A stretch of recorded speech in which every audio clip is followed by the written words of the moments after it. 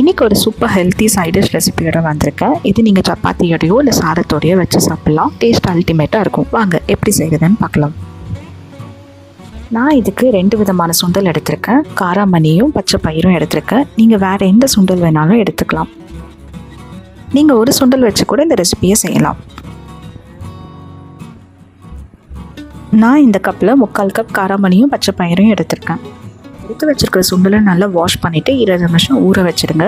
அப்படியே குக்கரில் 3 விசில் வர வரைக்கும் வேக வச்சு எடுத்துக்கோங்க. பாருங்கள், நல்லா பாயில் ஆயிருக்கு. இந்த அளவுக்கு பாயில் ஆயிருந்தால் போதும்.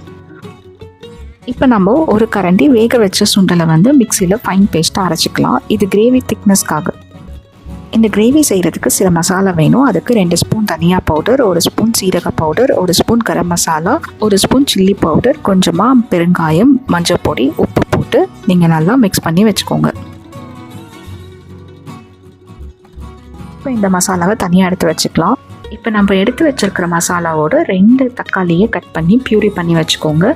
2 வெங்காயத்தை கட் பண்ணி வச்சுக்கோங்க. உங்கள் காரத்துக்கு ஏற்ப நீங்கள் பச்சை மிளகாய் எடுத்துக்கலாம். வாசனைக்காக இஞ்சியும் கொத்தமல்லியும் எடுத்துருக்கேன். இப்போ ஒரு வாணலியில் எண்ணெயும் நெய்யும் கலந்து விட்டுக்கோங்க. சூடானோடனே கடுகு சீரகமும் சேர்த்துக்கோங்க. அதோட பட்டை கிராம்பும் சேர்த்து ஒரு வாட்டி வதக்கிக்கோங்க. இது வெடித்த உடனே நம்ம கட் பண்ணி வச்சுருக்கிற பச்சை மிளகாவும் இஞ்சியும் சேர்த்து நல்லா வதக்கிக்கலாம். நல்லா பொரிஞ்ச உடனே நம்ம கட் பண்ணி வச்சுருக்கிற வெங்காயத்தை போட்டு ஃப்ரை பண்ணிக்கோங்க. வெங்காயம் நல்லா கலர் சேஞ்ச் ஆகிடுச்சு. இப்போ தக்காளி அரைச்சதை நம்ம சேர்த்துக்கலாம். அதோடு நம்ம எடுத்து வச்சுருக்கிற மசாலாவும் சேர்த்து உங்கள் தேவைக்கேற்ப தண்ணி விட்டுக்கோங்க. நான் 1 கப் தண்ணி விட்டுருக்கேன். 5 நிமிஷம் கொதிக்க வச்சுருக்கேன் பச்சை வாசனை போக்கிறதுக்காக. இப்போ பாருங்கள், நல்லா கொதிச்சிருக்கு.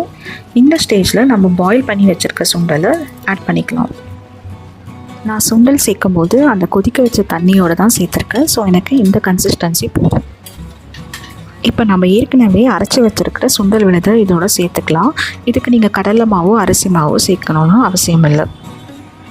இப்போ நீங்கள் சால்ட் செக் பண்ணிவிட்டு உங்கள் தேவைக்கேற்ப உப்பு போட்டுக்கலாம். கிரேவி நல்லா சேர்ந்து வந்திருக்கு. இந்த டைமில் நீங்கள் கொஞ்சமாக பட்டர் இல்லைனா கீ சேர்த்துட்டு நம்ம கட் பண்ணி வச்சுருக்கிற மல்லி இலையும் தூவிட்டு மூடி வச்சு ஒரு 2 நிமிஷம் கொதிக்க விடுங்க.